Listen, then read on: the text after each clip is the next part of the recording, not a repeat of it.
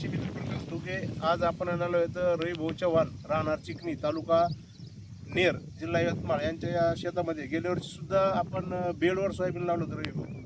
आणि यावर्षी सुद्धा तुम्ही किती एकर लावलं आता? गेल्या वर्षी आपण 4 एकर लावलं होतं. यावर्षी 14 एकर 14. गेल्या वर्षी 4 एकरावर आपल्याला कसे रिझल्ट आले बेडवर लावल्यामुळं? बेडवर लावल्यामुळे आपल्याला चांगले आहे. 2 बॅगला जवळपास आपल्याला 40 पोती सोयाबीन झालं. 2 बॅगला आणि क्षेत्र होतं 4 एकर. 4 एकर. म्हणजे एकरी सरासरी 10 पोते. लोकांना 7-8 पोते 10 पोते व्हायसाठी खूप मेहनत करावी लागते. आपण बेडवर लावल्यामुळे थोडंसं 2 फवारण्या व्यवस्थित करून आपण आणि खताचं पण नियोजन केलं होतं आपण. तर या वर्षी सुद्धा आपण किती एकरवर लावलंय आणि कसं कसं नियोजन केलं शेतकऱ्याला सांगा. यावर्षी आपण 14 एकरावर बेडवरच लावलं सोयाबीन आणि 7च बॅगमध्ये 14 एकर झाला. म्हणजे 14 एकर मध्ये 7 बॅग हां. टाकले. आणि खत कसे टाकले होते याला? खत टाकलीच नाही आपण. खत टाकलेच नाही हां. कोणतंच. कोणतंच म्हणजे बगर सुरुवातीला खताचं आपण कसं मे महिन्यात सुपर फॉस्फेट फेकलं. त्याच्यावर हे सगळं सोयाबीन आहे. तुम्ही बघू शकता 14 एकरचा. तर याला फवारण्या किती झाल्या? एकच फवारणी आणि तणनाशकाच्या 2 केल्या होत्या तुम्ही. आणि माझा एकदा डवरण झालं. म्हणजे असं एकंदरीत याला कमी खर्चामध्ये आपल्याला चांगलं उत्पादन येईल अशी अपेक्षा आहे. पावसाच्या याच्यावर अवलंबून आहे. आजही याला पाऊस पाहिजे. रात्री थोडासा पडलाय.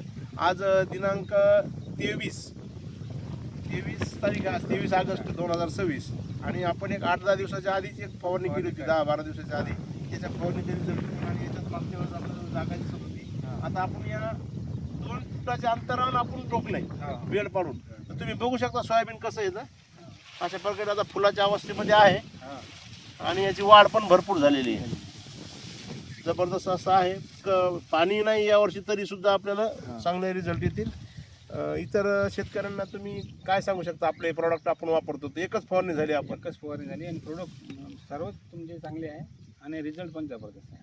आणि इतर शेतकऱ्यांना तुम्ही काय सांगणार? ॲग्री 100, ॲग्री ह्युमिक, गोल्ड आपण जे प्रॉडक्ट मारले याला कसे आहेत प्रॉडक्ट? एक नंबर आहे. याच्या अगोदर आपण फवारणी 15 दिवसाच्या अगोदर आपला सावा म्हणजे असा मोकळा होता, दिसत होतं.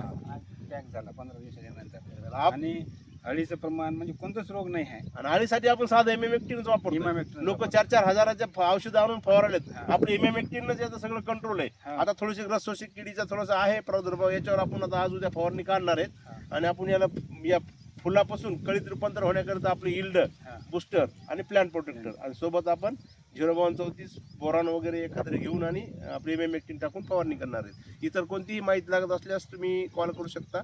प्रकाश घुगे 9765 45 75 92. धन्यवाद.